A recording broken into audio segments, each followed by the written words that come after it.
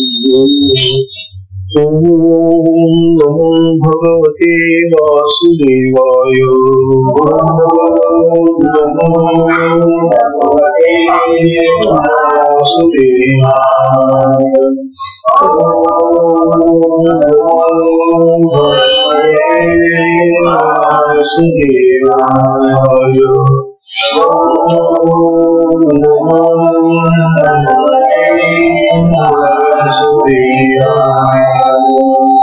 ओम नमो भगवते वासुदेवाय। श्री सद्गुरुनाथ महाराज की जय। चिंतन श्री गुरुदेव दत्त। परम पूज्य श्री सद्गुरु संत ज्ञानेश्वर महाराज की जय।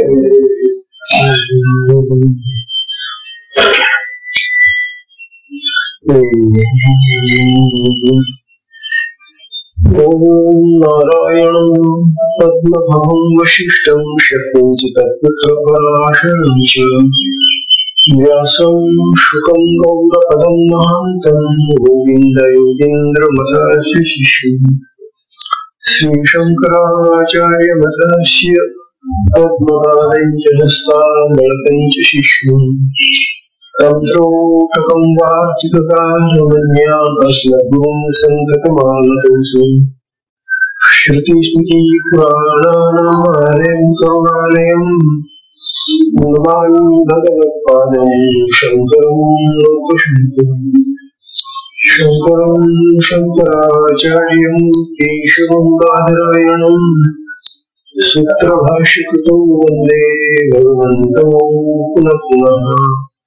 नित्यं शुद्धं निराभासं निराकारं निरञ्जनं नित्यबोधं चिदानन्दं गुरुं ब्रह्म नमाम्यहम्। गुरुं ब्रह्म नमाम्यहम्। गुरुं ब्रह्म नमाम्यहम्। ईश्वरो गुरुरात्मेति मूर्तिभेद विभागिने व्योमवत् व्याप्तदेहाय दक्षिणामूर्तये नमः। दक्षिणामूर्तये नमः।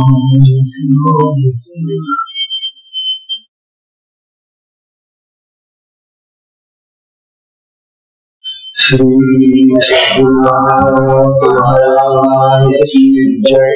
अवधूत चिंतन श्री गुरुदेव दत्त।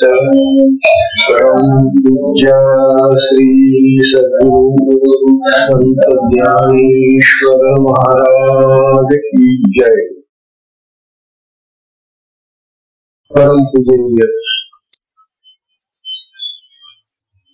पूजनीय श्री सद्गुरु संत ज्ञानेश्वर महाराज साधकांचे मायबाप बालयोगी आणि भगवान विष्णूचे अवतार असलेले ज्ञानोबा यांचा श्री अमृत अनुभव तथा अनुभवामृत नावाचा ग्रंथ आपण पाहतो। या ग्रंथाचं जे 7वं प्रकरण आहे अज्ञान खंडन, ते 7वं प्रकरण आपलं सुरू झालेलं आहे। या 7व्या प्रकरणामध्ये ज्ञानोबा आपल्याला विशेषतः साधकांसाठी सगळ्या जगालाच हा उपदेश आहे, परंतु जगाला ज्ञानोबांचा हा उपदेश पोचवण्यासारखा नाही। जसं आपण एखादं अन्न खातो आणि ते अन्न जर पचलं नाही तर आपल्या पोटात विकार निर्माण होतात, शरीरात विकार होतात। तसं हे ज्ञानोबांचं जे प्रवचन आहे, सांगणं आहे, हे त्यांचं आधीच अंतःकरण बिघडलेलं आहे, दूषित अंतःकरण आहे। जगातल्या लोकांचं जे वागणं आहे, त्यांची जी अवस्था असते, त्यांचा जो अधिकार असतो, त्याप्रमाणे ज्ञानोबांचं कथन आणि त्यांचं समजून घेणं किंवा ते मान्य करणं कठीण जातं. ज्ञानोबा आपल्याला आता असं समजायले आणि विशेषतः साधकांसाठी हा उद्देश फार महत्वाचा आहे. ज्याला तुम्ही अज्ञान म्हणता, हे अज्ञान कुठलं आहे? अज्ञान काय आहे? अज्ञानाचं स्वरूप काय असतं याचं काहीही आपल्याला पत्ता नसताना तरी सुद्धा आम्ही अज्ञान आहे असं मानतो. आणि आमचं हे जे मान्य आहे ते इतकं घट्ट आहे, इतकं मजबूत आहे की ते आम्ही कुठल्याही महात्म्याने काही सांगितलं आणि ते जरी सत्य असलं तरी आम्ही आपलं म्हणणं सोडायला तयार नाही. ज्ञानोबा कालच्या 39व्या मुलीमध्ये ज्ञानोबा सांगत होते. ज्ञानोबा दृष्टांतांनी पटवून देत आहेत आपल्याला की अरे अज्ञान नाही या जगामध्ये. अज्ञान नावाचा कुठलाही वस्तू प्रकार काहीच नाहीये. बघा, ज्ञानोबांनी उदाहरण दिलेल्या कालच्या 39व्या मुलीमध्ये नाना पुंगेचे आधारे, नाना पुंगेचे अंधारे दिहा भेणे रात्री मोहरे की एकाची सुद्धा करे गिळजी येई. ज्ञानोबांच्या या अमृतानुभवातल्या उभ्या ज्या आहेत त्या उभ्या आहेत मराठीमध्ये, परंतु हे यादवकालीन मराठी म्हणजे 800-900 वर्षापूर्वीचं मराठी असल्यामुळं आजचं मराठी आणि ज्ञानोबांच्या कालीन मराठी त्याच्यामध्ये मध अंतर पडून गेलं. ज्ञानोबांची भाषा अतिशय शुद्ध मराठीची आहे आणि आजकाल आम्ही जे मराठी बोलतो ते अनेक प्रकारची भेसळ असलेलं मराठी बोलतो. कसं ते समजेल आम्हाला? आम्ही भेसळ मराठी बोलतो. आमच्या भाषेमध्ये आज मराठी भाषेमध्ये अनेक उर्दू, फारसी, तुर्की, इंग्रजी नाना प्रकारचे शब्द आलेले आणि ते शब्द वापरल्याशिवाय आम्हाला समजत नाही. असे हा ज्ञानोबांचा ग्रंथ अतिशय शुद्ध असा मराठीमध्ये, शुद्ध प्राकृत मराठी.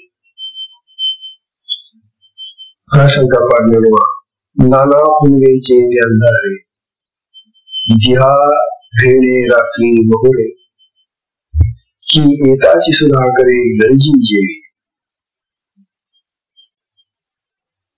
आपल्याला सांगताय की हे जे अज्ञान आहे हे अज्ञान दिवसात काही राहू शकत नाही. कारण सूर्याच्या प्रकाशामध्ये ज्याप्रमाणे दिवसा अंधार राहू शकत नाही, अंधार जो असतो तो दिवसा नाही का सूर्याचा प्रकाश आहे म्हणून. मग त्या अंधाराला दिवसा कुठे लपता येत नाही. अंधाराला दिवसा लपता येत नाही कारण सूर्याचा प्रकाश, सूर्याचा उजेड जिकडे तिकडे भरलेला आहे. म्हणून या अंधाराने काय केलं, चला आता पौर्णिमेच्या रात्रीला आपण लपून राहू म्हणून पौर्णिमेच्या रात्री तो लपायला आलं. परंतु पौर्णिमेच्या रात्री तो चंद्र पूर्ण विकसित झालेला चंद्र त्याच्या तेजामध्ये अंधारामध्ये तिथं लपता येत नाही. पौर्णिमेच्या दिवशी लपता येत नाही रात्री आणि दररोज दिवसा लपता येत नाही. म्हणजे त्याला कुठेही लपायला जागा नाही. असं हे जे अज्ञान आहे हे अज्ञान कुठेही नाही असं ज्ञानोबा आपल्याला सांगायला दृष्टांतातून सांगतायत की अज्ञान नावाची कुठली वस्तू नाही. ही जी कल्पना मानून ठेवलेली आहे ती आमच्या मनानं आमच्या कुठल्या तरी समजुतीने ती पक्की झालेली.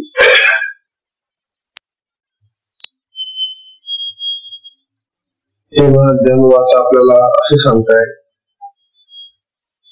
आणि आम्हाला मग अज्ञानाचं हे जे स्वरूप आहे किंवा अज्ञानाची जी प्रतीती आहे किंवा जो अनुभव आहे तो कसा आहे. सर्वसामान्य माणसाला प्रत्येकाला वाटतं की मी अज्ञानी आहे आणि अज्ञान आहे असं वाटतं. मग ही अज्ञानाची प्रतीती म्हणजे अनुभव कशा मिळवतो हे जाणून आपल्याला पहिली गोष्ट तर अशी आहे की मी शरीर आहे, देह आहे, हा आमचा भाव असतो आणि जीव भावात असतो. वास्तविक आम्ही जीव नाहीये, आम्ही देह नाहीये, आम्ही आत्मस्वरूप आहोत, आम्ही आत्मा आहोत, आम्ही ब्रह्म आहोत. हा भावच विसरलेला मी. म्हणून प्रत्येक जण स्वतःला जीव भावामध्ये असल्यामुळे तो स्वतःला अहम अज्ञान, मी अज्ञान आहे असं म्हणतो. कारण देहावर जोपर्यंत आम्ही आहोत ते बुद्धीमध्ये आमची अद्वैत आहे तोपर्यंत आम्हाला अज्ञान आहे. तेव्हा एक कारण कळलं आम्हाला, अज्ञान असण्याचं एक कारण कळलं की आम्ही जीव भावात असतो, शिवभावात नसतो, ब्रह्मभावात नाही, आत्मभावात नाही. म्हणून अज्ञान आहे असं मानावं लागेल. त्यानंतर दुसरी गोष्ट, आम्ही निरुपाधिक, ज्याला उपाधी नाही, ज्याला काही आश्रय नाही, अशा गोष्टींना खरं मानतो. अभावात्मक जी वस्तू आहे तिला खरं मानतो. आमचा परिपाठ होऊन गेलेला आहे. जसा अंधार खरा आहे, तुम्ही दिसतो मला अंधार आहे, अरे पण अंधार म्हणजे काय? अंधार म्हणजे प्रकाशाचा अभाव. प्रकाश नसणं म्हणजे अंधार आहे. अंधार ही वस्तू नाहीये. आपण अंधारा बघा अंधार. जसा हा अंधार अभावात्मक आहे, त्याला मुलांचाही आश्रय नाही, हा असतो, तो दिसतो. दिसतो म्हणजे खरंच आहे असं नव्हे. किंवा काही निरुपाधिक अशा गोष्टी आहेत ज्याला उपाधी नाही, ज्याला आश्रय नाही, अशा गोष्टी आम्ही खऱ्या मानतो. त्याच्यामध्ये काल आपल्याला पहिला सांगितलं की रज्जू सर्प, अंधारात दोरी पडलेली असते वाकडी चिकडी, आणि आपल्याला ती अंधाराची दोरी साप वाटते. हा जो सर्पाचा आरोप आम्ही त्या दोरीवर करतो आणि त्या दोरीला आम्ही साप समजलो. स्वाभाविक सापाला पाहिल्यानंतर ज्या प्रक्रिया होतात त्या आमच्या मनामध्ये घडतात. आम्हाला भीती वाटायला लागते, आम्ही ओरडायला लागतो, आम्ही छापर कापतो. आम्हाला साप म्हटला की तो चावतो. तेव्हा हा सापच आहे. हा जो भास आम्हाला झाला, ही जी भ्रांती आम्हाला आली, या भ्रांतीने आम्ही झालेलो असतो. ही जी भ्रांती आहे, हे जे अज्ञान आहे, हे निराभास आहे, आभास रहित आहे. त्या दोरीला जेव्हा आम्ही पाहू प्रत्यक्ष, त्यावेळेला मग आमचा तो भास निघून जातो आणि मग आम्हाला वाटते अरे विनाकारण घालून दोरी आहे. तसं हे जे अज्ञान आहे हे कल्पित आहे, मानून टाकलेलं आहे, तर ते या दोरीच्या सापाप्रमाणे अभावात्मक आहे असं ज्ञान बसा. आणि तिसरी गोष्ट, आश्रय आहे परंतु मुळात वस्तूच नाहीये. रज्जूच्या ठिकाणी काय आश्रय नाही त्याला, त्या सापाला कुठलाच आश्रय नाही, तरी साप आहे म्हणतो. आता त्याच्या उलट आहे, आश्रय आहे पण वस्तू नाही, दिसणारी वस्तू नाही. हे जे मुरलीधर असतं, जे पाणी दिसतं आपल्याला, पाणी जर दिसून राहिलं प्रत्यक्ष, आणि ते कुठे दिसतंय ती जागा पण दिसतंय मला, म्हणजे त्या पाण्याची जागा दिसते, पाणी दिसतंय, वास्तविक ते पाणी पाणी नाहीये, तो आमचा दृष्टीभ्रम आहे. तेव्हा त्या दृष्टीभ्रमामुळे आम्हाला ते जे नाही आहे ते दिसत. त्यामुळे आम्हाला असं वाटतं की पाणीच येते, ते हरणं कसा विचारले, हरणं काय आम्ही कसून जातो, आम्हाला सुद्धा ते पाणी दिसत. तात्पर्य असं की या तीन गोष्टींमुळे आम्हाला अज्ञान आहे असं वाटतं. मी अज्ञानी आहे का वाटतं, मी जीव आहे, मी देह आहे. एक. दुसरी गोष्ट, अभावात्मक पदार्थांना मी सत्य मानतो, ही एक. आणि तिसरी गोष्ट, आशय नसतानाही जे पदार्थ आम्हाला खरे वाटतात त्यामुळे. तेव्हा जन म्हणतात, अहो या जगामध्ये अज्ञानच नाही. अहो हे जे जग दिसतंय ना, तुम्हाला जगाचं दर्शन. वास्तविक हे जग दिवाने नाहीये. आम्ही जगाकडे जेव्हा पाहतो तेव्हा आम्हाला अनेक प्रकारची, नाना प्रकारची दृश्य दिसतात, विविध प्रकारची दृश्य दिसतात. सांगताय की हे जे जग आहे, जे तुम्हाला खरं वाटतं, जग खरं वाटतं की नाही, संसार खरं वाटतं की नाही, हा देव खरा वाटतो की नाही, वास्तविक हे सगळं मिथ्या आहे, हे सगळं नाशवान आहे, मरण धर्म आहे. जे मरणार आहे त्याला आम्ही सत्य मानतो. किती विचित्र गोष्ट झाली ताई. वास्तविक जे राहत नाही, कितीतरी देव दररोज मरताना पाहतो आपण, जातात. म्हणजे सत्य आहे का? अरे योगाने तरी आपल्या देहाची कल्पना करा की हा देह आपला जाणारा आहे किंवा देह मरते, हा मरणार आहे.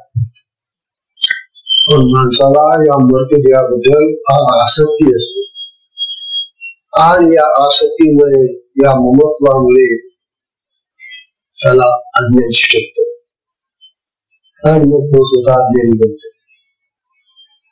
ज्ञानवाला ते सांगताय की वास्तविक अज्ञान काहीच नाहीये. हे जग म्हणजे ब्रह्म स्वरूप आहे. ब्रह्माच्या आश्रयावर जगाची निर्मिती आहे. चांगली पसशेती पहिली सोडली नको. जसं जसं हे लपतं तस तसं ते दिसतं, तसं ते दिसतं, तस तसं जग लपतं. ब्रह्म दिसायला लागला किंवा दिसायला लागलं ते जग दिसत नाही ना, आणि जेव्हा जग दिसतं तेव्हा तो आत्मा किंवा ते ब्रह्म दिसत नाही. असं स्वरूप हे जे खरं आहे ते दिसत नाही आम्हाला, आणि जे मर्त्य आहे, जे बदलणार आहे, जे नाशवान आहे तेच आम्ही पाहतो आणि खरं समजतो. ही जी आमची घट्ट अशी पकड आहे समजण्याची, ती काही तुटत नाही आमची. आणि त्यामुळे अज्ञान आहे, अज्ञान आहे, अज्ञान आहे असाच भाव आमच्या चित्तामध्ये दृढ झालेला आहे. तेव्हा ज्ञानवा सौंदर्य या म्हणून की जो अज्ञान मानतो, जो म्हणतो की मी अज्ञानी आहे, जो म्हणतो की जगात अज्ञान भरपूर आहे, जेव्हा अज्ञानी आहे वगैरे वगैरे, असा जो मानणारा आहे तो मनुष्य संसारी आहे. संसारी मिथ्या आहे ना. हा जो प्रपंच तुम्ही म्हणता प्रकार सत्य आहे का? अरे या प्रपंचामध्ये कितीतरी नांदून गेले आणि सोडून गेले. प्रपंच चालून राहिला की तुझ्या मागे. प्रपंच म्हणजे संसार. हा संसार आम्हाला साडून बाजूला करतात किंवा तो चालू राहतो. तेव्हा हा प्रपंच, हा संसार, हे जगत, हा देह, हे सगळं जे आहे हे मर्त्य आहे, नाशवान आहे, क्षणजीवी आहे, काही काल जातून जात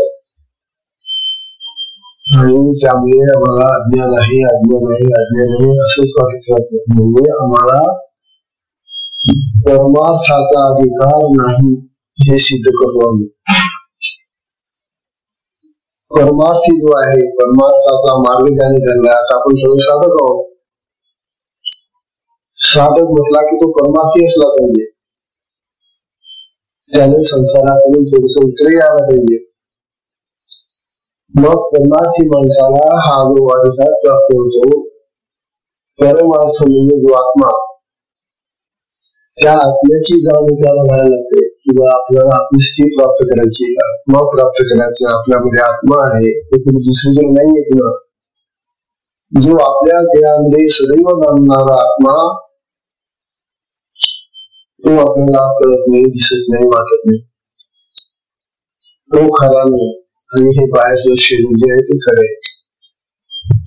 अशा प्रकारचा उलटा विचार आमचा का झाला, तर आम्ही खरे परमार्थी नाही. खरा परमार्थी जो असतो तो आत्म्याकडे जाणार आहे. साधी गोष्ट द्या ना, समजा आता तुम्ही निघाले पंढरपूरला जायला, आता गाड्या निघतील आपल्या. आता पंढरपूरला जाताना मध्ये पुष्कळ क्षेत्र लागतात, निळ्या तीर्थ लागतात, अनेक ठिकाणं लागतात. आता तुम्ही पंढरपूरला निघालेला, तो पंढरपूर पर्यंत जायला पाहिजे की नाही, त्या विठ्ठलाचं दर्शन घ्यायला पाहिजे तुम्ही इथपर्यंत जाऊन. परंतु मधूनच करत होतात काही, किंवा मधूनच कुठे जाऊन थांबून जातात. हे झालं, ते काय झालं, त्यांनी खरा तो रस्ता निवडून केला. तसा जो परमार्थाचा रस्ता आहे, जो प्रवृत्तीमधून निवृत्तीकडे जाणारा रस्ता आहे, त्या निवृत्तीचा रस्ता ज्याने धरला नाही आणि तो निवृत्तीचा, तो परमार्थाचा रस्ता न धरल्यामुळे त्याला अज्ञान आहे हे खरं वाटतं.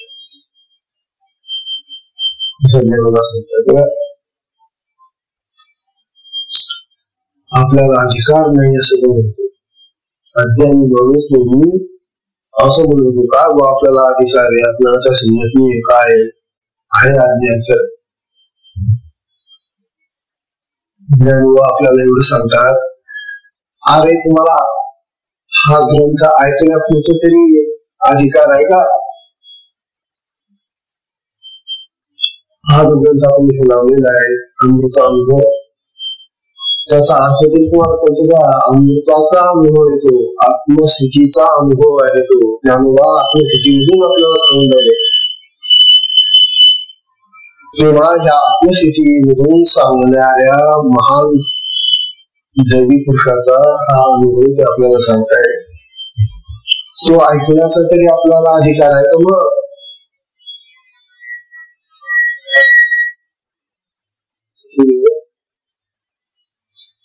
निदान ऐकण्यापुरतं जे भाग्य असलं पाहिजे आपलं. ऐकून सोडून दिलं नाही आणखी काही ना, ऐकण्यापुरतं भाग्य लागलं पण तिथे ऐकून ते आचरणात आणण्याचंच भाग्य नाही. माझं काय करणार, ऐकून घेतात ते पण प्रत्यक्ष आचरणात नाही. मग ते ऐकण्याचं काम उपयोग झाला. पुन्हा तो त्या अज्ञानी लोकांच्या संगतीत जाऊन बसतो. म्हणून जन्मा सांगताय, अरे काहीतरी अधिकार जमवा, अधिकार प्राप्त करा.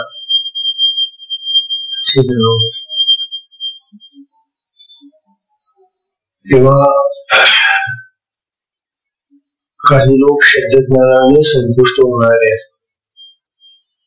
शब्दज्ञान, कथा, कीर्तन, प्रवचन, ग्रंथ वाचन, यातून मिळणारं हे जे ज्ञान आहे, हे ज्ञान शब्दज्ञान आहे. शब्दज्ञान आहे, परंतु या शब्दज्ञानाने परमार्थाचा अनुभव होतो. आत्म्याचा अनुभव मिळण्यासाठी आत्मानुभवीच कोण असा असेल ब्रह्मासारखा, तो तुम्हाला आणून देईल. नुसते ग्रंथ ऐकून वाचून आणि हे करून अनुभव येत नाही. आणि जर आत्म्याचा अनुभव आला नाही तर मग तो आज्ञानेच जातो ना. मग आज्ञा नाहीच म्हणतो तो आहे. आज्ञा नाही असं जेव्हा होत आहे त्याला म्हणतात बाबा आता हे साधका निदान तरीच असं म्हणू नको. तो आता परमार्थाचा रस्ता धरलेला आहे, आत्म्याकडे चाललेला आहे, साधना करतोय. अशी उत्तम साधना दिली आहे तुला सद्गुरूंनी की त्या साधनेने तुला तो परमार्थ सिद्ध होईल. तू तरी असं म्हणू नको. काय म्हणू नको की मला जे दिसतं आणि ते खरं आहे. एवढं म्हण की मला जे दिसतं एवढं पुढं झालं बस. साधन पुढे पण पुढे तुझं बोलतो ना ते खरं आहे. जग दिसतं आणि ते खरं आहे. अरे अरे अरे हे ना तुझं सगळं. आता तुला कुठलाही अधिकार नाही झाले. जे मर्त्य आहे जे नाशवान आहे ते खरं आहे म्हणतो तू. आणि जो आत्मा सदैव अखंड तुमच्या देहामध्ये आपल्या देहामध्ये सुंदर राहतोय, नित्य आहे. या जन्मात मागच्या अनेक जन्मात होता आणि पुढच्या अनेक देहांमध्ये राहणार आहे. असा हा जो आत्मराज आपल्या देहामध्ये तो असं की हे जाण्यासाठी हात बोलतो. ज्यामुळे आपल्याला एवढ्यासाठी समजायले की निदान एवढा तरी अधिकार निवा तर तुमची काहीतरी धडगत आहे. ते तर सामान्य माणसं जशी जगतात, खातात पितात गुरु प्राणी पशु पक्षी जे त्याप्रमाणे आपलं काय जीवन आहे का?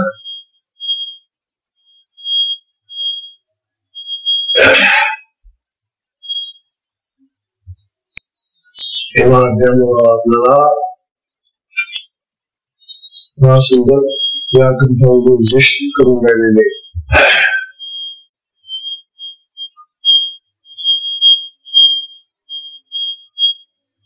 या ग्रंथामध्ये हे जे ग्रंथकार आहेत त्यांनी एक उदाहरण दिलेले. आता या वारकरी संप्रदायातल्या माणसांची उदाहरण ती विचार घरगुती उदाहरणं देतात. ते म्हणतात एका मुलाचं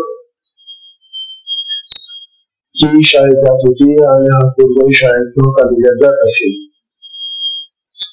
तेव्हा हा मुलगा तिला बहीण समजायचा. आता काय समजतोय तो बहिणीसारखी आपली चांगले त्याच योगायोगा असा करतो मुलाला की त्या मुलीच्या वडिलांनी हा मुलगा पसंत केला. मुलीच्या वडिलांनी पसंत केल्यावर मुलाच्या वडिलांनी म्हटलं की मुलगी चांगली आहे आणि होतीच ती चांगलीच आहे, तुम्ही चांगलं आहे, लग्न करून टाका. आता तुम्ही सांगा त्या मुलाचा अधिकार बदलला पाहिजे की नाही. तो आतापर्यंत बहिणीच्या नात्याने तिशी वागत होता. आता लग्न झाल्यानंतर ती पत्नी झाली. नातं बदललं ना, रस्ता बदलला ना. आता तिला तुका बहीण कशी का आणि तुला पत्नीच म्हणावं लागेल. अहो आम्ही प्रवृत्तीच्या मार्गातून आता निवृत्तीच्या मार्गाला परमार्थाला लागलो तरी सुद्धा आमचं म्हणणं तेच आहे. हा वेळीपणा आहे हा. तरी पण वेगळीच म्हणणार तिला कसं चुकीचं मान आहे. म्हणून साधक जो आहे ना, साधक हा परमार्थी आहे आणि परमार्थी साधकाने असल्या चुका करू नये. जे इतर लोक समजतात, जसं ते वागतात, जसं ते बोलतात तसं आपण बोलायचं, वागायचं, समजायचं तुझ्यामध्ये आणि त्या साधकावस्थेमध्ये काय करत. म्हणून देवाचा हा प्रयत्न आहे की आपल्या साधकांना तरी निदान आपण नीट करू, त्यांना तरी ठिकाणावर आणू, त्यांना तरी खरं ज्ञान देऊ. आमचा मूळ साधा नाही, गमतीचा विषय करमणुकीचा विषय नाही. आमचा मूळ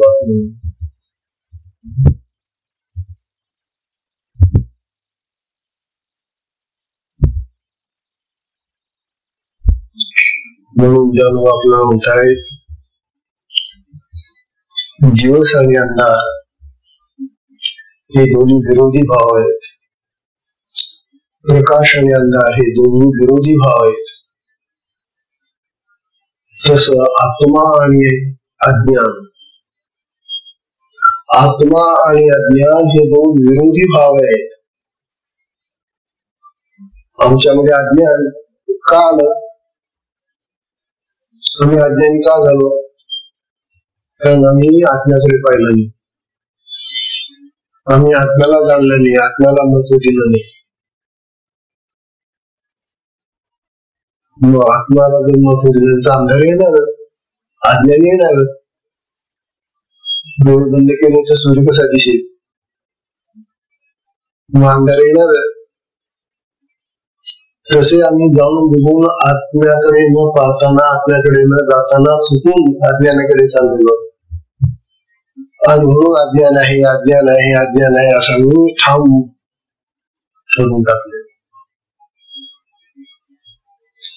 तेव्हा अज्ञान नाही बाबांनो. तुमच्या अंतःकरणामध्ये आता जो आत्मप्रकाश होऊ लागलेला आहे, तुम्ही साधक आहात, त्या साधनेने तुमच्यामध्ये आता आत्मप्रकाश येईल. जी साधना आहे, जी शक्ती आहे, जी कुंडलिनी आहे, ती आत्मशक्ती आहे. ती आत्म्यामधून निघालेली आहे, आत्म्यामध्ये जाणार आहे. आणि तुम्ही जर तिचा आश्रय घेऊन चालला आहात तर तुम्हाला सुद्धा ती बरोबर घेऊन जाईल, आत्म्याकडे घेऊन जाईल. आत्म्यामध्ये अज्ञान आहे का? मग कारण आत्मा पूर्ण ज्ञानघन आहे. त्या ठिकाणी अज्ञानाचं काहीही काहीही काही चिन्ह नाही. म्हणून ज्ञानवाद अनेक प्रकारच्या दृष्टांतांनी हा विषय आपल्याला समजून. आता 40व्या ओळी पहा. या 40व्या ओळीमध्ये ज्ञान आपल्याला सांगत आहे, तिया परी उभयता अज्ञान शब्द गेला अर्था, हा तर्का वाचून हाता स्वरूपे नाही. हा तर्का वाचून हाता स्वरूपे नाही. मला या 40व्या ओळीमध्ये ज्ञानोबा सांगताय, त्याप्रमाणे त्यापरी त्याप्रमाणे उभयता म्हणजे दोन्ही ठिकाणी, म्हणजे दिवसाही नाही, पौर्णिमेलाही नाही, अंधार उभयता दोन्ही ठिकाणी गेला. तयापरी उभयता अज्ञान शब्द गेला अर्थात, त्याप्रमाणे जसा अंधार नाहीये त्याप्रमाणे अज्ञान गेले. अज्ञान स्वतंत्र जाऊ शकत नाही आणि अज्ञान आत्म्याच्या जवळ जाऊ शकत नाही. त्या अज्ञानाला स्वतंत्र राहण्यासाठी काही सत्ताच नाहीये, आश्रयच नाही त्याला, म्हणजे स्वतंत्र राहू शकत नाही. आणि मग ते आत्म्याच्या आश्रयाने राहतं असं म्हणतो. कारण आम्हाला अज्ञान घालवायचं असेल तर त्या आत्म्याचाच आश्रय घ्यावा लागतो ना, त्याचे तिथं ज्ञान आहे. म्हणजे ज्ञानाच्या आश्रयाने अज्ञान राहतं असं झालं सिद्ध. परंतु आत्म्याच्या ठिकाणी अज्ञान नाहीये, जसं सूर्याच्या ठिकाणी अंधार नाहीये. प्रकाशाचा सूर्य जो आहे तिथं अंधार जसा नाही, तसा आत्म्याच्या जवळ अज्ञान नाही. अज्ञान शब्द गेला कथा, म्हणून अज्ञान नावाचा शब्द वाया गेला. तो कुठे नाही, स्वतंत्र नाही, आत्म्याच्या ठिकाणी नाही. म्हणून अज्ञान हे केवळ शब्द मात्र आहे. अज्ञान शब्द आहे, पुष्कळ असे शब्द आहेत की ते शब्द आहेत, परंतु त्या शब्दाचा दुसरा आश्रित असा भाव दाखवणारी वस्तू नाही. वंध्यापुत्र शब्द आहे, वंध्यापुत्र, पण वंध्येला पुत्रच होत नाही तर मग पुत्र कसा आला? ख पुष्प, आकाशाचं फळ, फूल, शब्द आहे ख पुष्प. श्वशृंग, सश्याचं शिंग म्हणे. आता हे शब्द आहे परंतु वस्तू नाहीत ना, अभावात्मक हे पदार्थ आहे. तसं अज्ञान हा शब्द आहे, फक्त केवळ शब्द आहे. आणि म्हणून ज्ञानोबा सांगतात असा जो कल्पित शब्द आहे, शब्द मात्र आहे, ज्या शब्दाला कुठला आश्रय नाही, तो तर्काने कसा सिद्ध करा, विचाराने कसा तुम्ही सिद्ध करा सांगा तुम्ही करा. म्हणून तो तर्काच्या कैची सापडत नाही, विचारात सापडत नाही अज्ञान.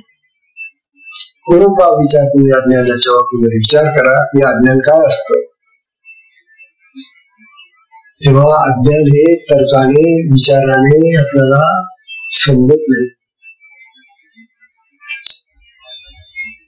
म्हणून तर्काच्या हातून तो गेला. तर्का वाचून हाता स्वरूपे नाही. आपल्या साधू संतांनी सगळ्यांनी खरोखर विज्ञानवांचं जे तत्वज्ञान आहे ते अंगीकारलेले. म्हणून तुकाराम महाराज म्हणतात,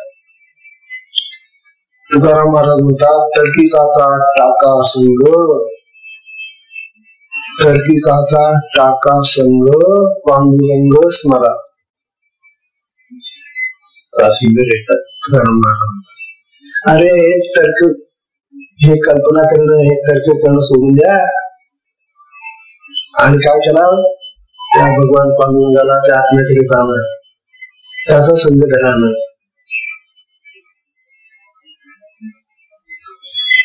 हे सुद्धा आम्हाला कळत नाही. तुकाराम महाराज सांगतायत ना पांडुरंगाकडे जा. म्हणजे कोणता पांडुरंग?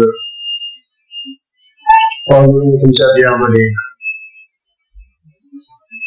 देह ही पंढरी, आत्मा हा विठ्ठल, नांदतो केवळ सर्व काळ. अरे तो आत्मा सर्व काळ तुमच्या देहामध्ये पांडुरंग आहे ना, तो खरा पांडुरंग आहे. तो पांडुरंगाला ओळखत नाही. पांडुरंग म्हणजे पंढरपूरची जी एक मूर्ती आहे ना, बस तोच पांडुरंग धरून बसतोय. ठीक आहे ना, तो भाव तरी आहे, परंतु जरा परमार्थाच्या दृष्टीने त्याला तोही पांडुरंग आम्हाला तेव्हाच प्राप्त होतो की हा पांडुरंग आत्मा जेव्हा कळेल तेव्हा तो कळेल. हा इथलाच कळला आणि चालले पांडुरंग पाहायला. म्हणून आधी इथे चला, या देहरूपी पंढरीमध्ये हा आत्मरूपी पांडुरंग जो आहे त्याला पकडा आली, त्याला धरा आली, मग तोही तुम्हाला प्रसन्न होईल. अशा प्रकारचा हा विषय.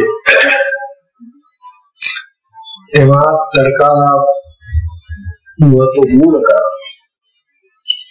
महत्व द्यायचं असेल तर श्रुतीला महत्व द्या, वेदाला महत्व द्या, वेदांताला महत्व द्या.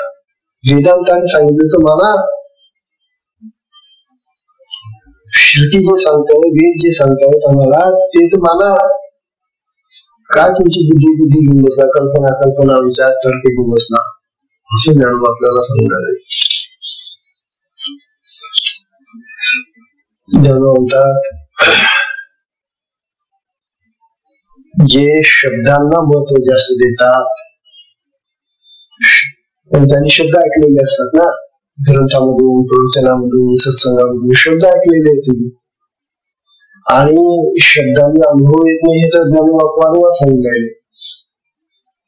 म्हणून शब्दांना महत्व देऊन जो मनुष्य त्याप्रमाणे आपली समजूत पक्की करून ठेवतो त्याला तार्किक म्हणतात. त्याला तार्किक म्हणतात. आणि जो शब्दाला तेवढ्या पुढेच महत्व देतो समजण्या इतकं, परंतु श्रुतीला महत्व जास्त देतो. श्रुती म्हणजे वेद, वेदांत, उपनिषद यांना जास्त महत्व देऊन त्याच्यावर विश्वास ठेवतो, त्यांच्या शब्दावर विश्वास ठेवतो. तो खरा श्रवंत म्हणजे खरा जाणकार आहे. तेव्हा आमच्या श्रुती ज्या आहेत त्या आम्हाला बरोबर मार्गदर्शन करतात, परंतु त्यांचे शब्द आम्ही ऐकत नाही, त्यांच्या शब्दावर विश्वास ठेवत नाही. हे जे दुसरं इतर जे आहे अन्य त्याच्यावर विश्वास ठेवतो असं ज्ञान होतात.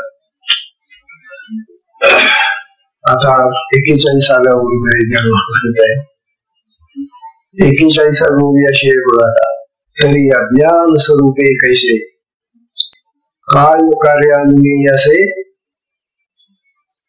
ही प्रत्यक्ष दिसे धांडाळून जाता.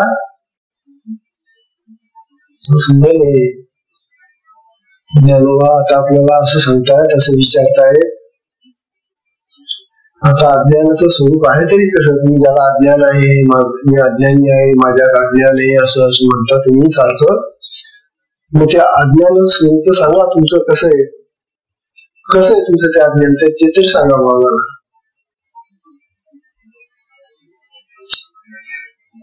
तेव्हा अज्ञानाची तुम्ही सिद्धी करून दाखवा. हे बघा प्रत्यक्ष अज्ञान आहे. जसं तुम्ही एखादा ही वाटी आहे, ही वाटी आम्ही प्रत्यक्ष दाखवली, बघा ही वाटी, हिला वाटी म्हणतात, हे प्रत्यक्ष प्रमाण आहे. जसं आम्ही सिद्ध करतो ही वाटी आहे, दाखवतोय, तसं तुम्ही अज्ञान दाखवा ना मला,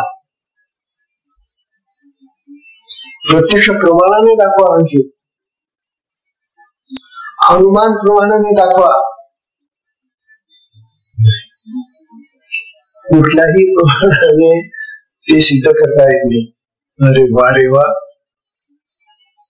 जे कुठल्याही प्रमाणाने तुम्हाला सिद्ध करता येत नाही तरी तुम्ही म्हणता घट्ट धरून बसलेला ते अज्ञान आहे, मग हा वेगळेपणा आहे. वेळी माणसाची जर सर्व पक्के हट्टी असतात, ते एखाद्या माणसाच्या डोक्यामध्ये जे वीड शिरलेलं असतं ना, ते वीड जाता जात नाही, जे त्याला भगत बोलावं लागतो त्याचं वीड काढण्यासाठी. भगत त्या जातीचा असतो. आता असा भगत त्याचं वीड कसं काढणार, अज्ञान कसं काढणार? तात्पर्य असं की आम्ही आणखी जास्तीत जास्त खड्ड्यात जातो असं ज्ञान आपल्याला. तेव्हा तरी अज्ञान स्वरूपे कैसे असे 41वी काय कार्यान्वये असे. काय अज्ञानाचं कार्य, अज्ञानाची सिद्धी, अज्ञानाचं प्रत्यक्षीकरण तुम्ही दाखवू शकता की प्रत्यक्ष दिसे धांडाळून जातात, त्याला धुंडत असताना ते प्रत्यक्ष सापडत राहतात. मग ज्ञान म्हणतात अज्ञान नावाची कुठलीही गोष्ट नाही, ते प्रमाणाने सिद्ध होते ना, प्रत्यक्ष सिद्ध करता येत नाही, काहीच नाही. असं हे जे अज्ञान आहे ते अज्ञान आता 42व्या ओळीमध्ये ज्ञानोबा सांगतात, अहो प्रत्यक्षादी प्रमाणे ही जे जयाची घेणे ते अज्ञानाची करणी अज्ञान नव्हे. आपल्याला प्रमाणांनी आता उदाहरण देऊ सांगतात की प्रमाणांचा उपयोग करून पाहता तुम्ही. आता इतर पदार्थ कसे प्रमाणांनी करणारे आहेत आम्हाला सगळे. प्रमाण आमच्या इंद्रियांनी करतात मला.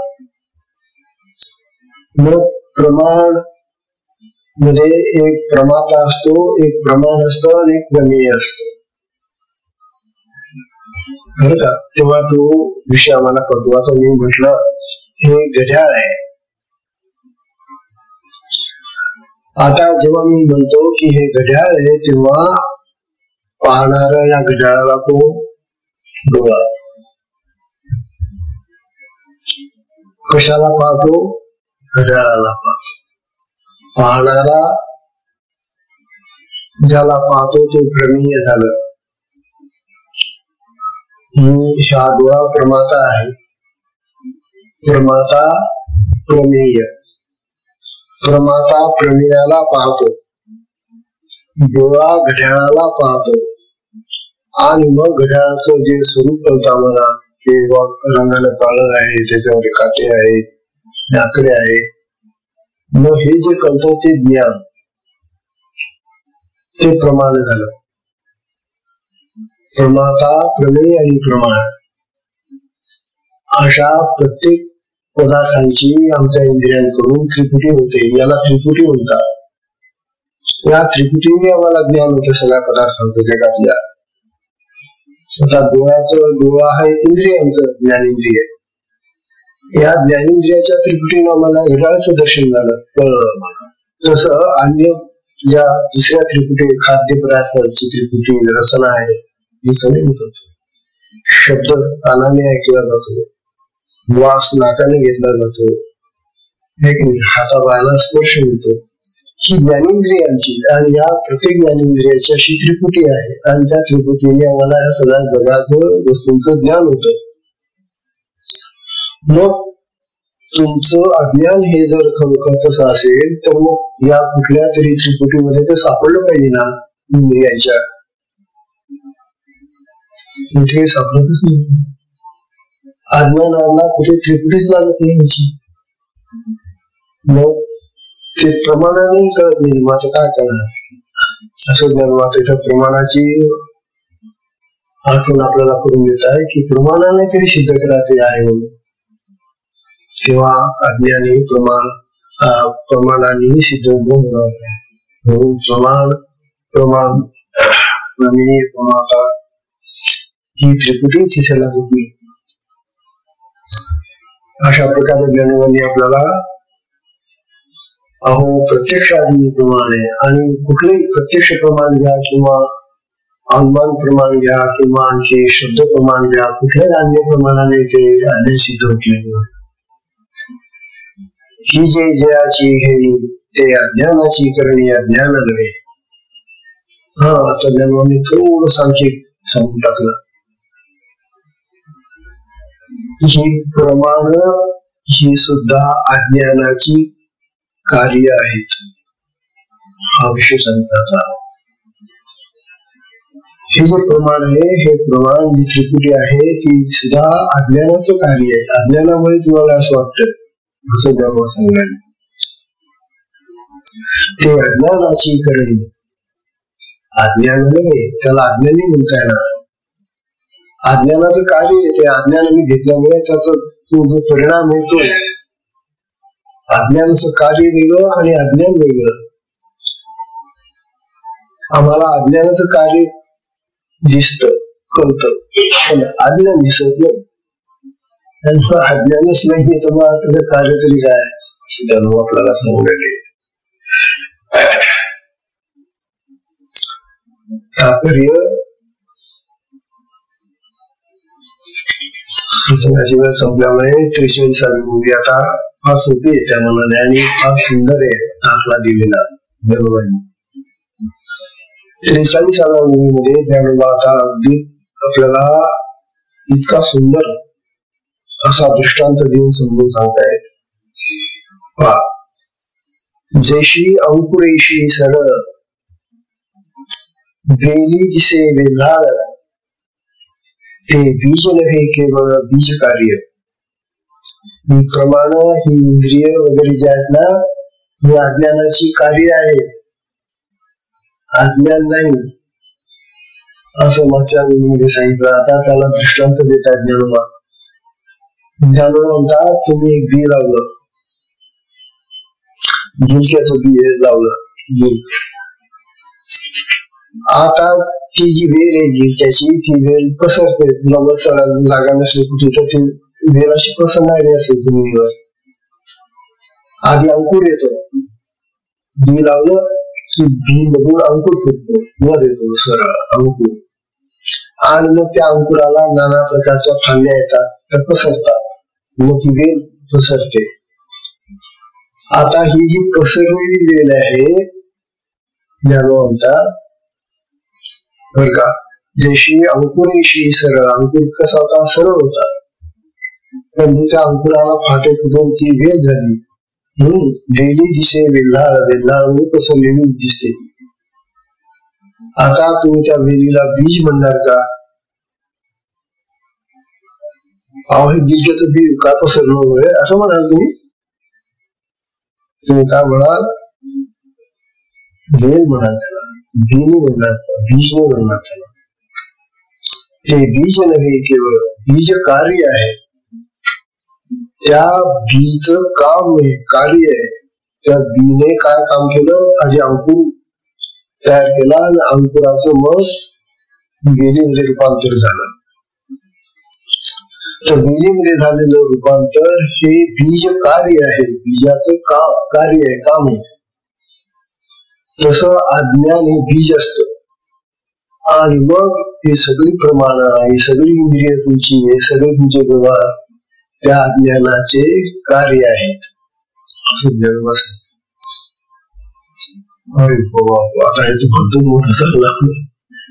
आपलं बीज काय आहे, अज्ञान. आम्ही अज्ञान मानून ठेवलेलं आहे ना.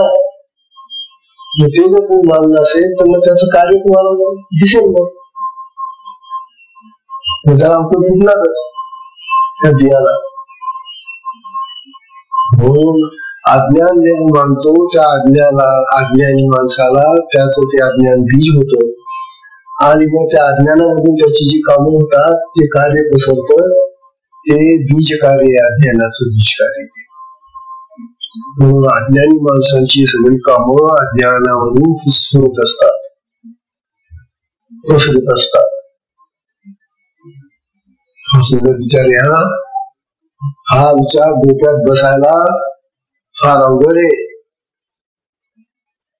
सोपं नाहीये. याच्यातून दुरुस्त होत.